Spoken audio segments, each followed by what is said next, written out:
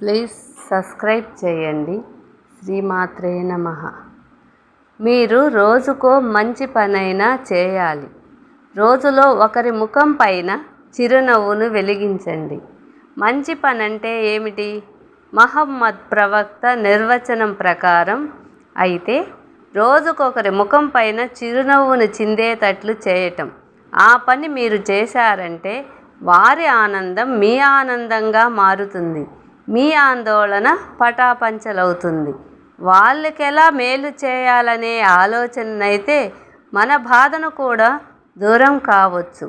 అసలు ప్రకృతిలోని అద్భుతమైన రహస్యం ఒకటి ఉంది.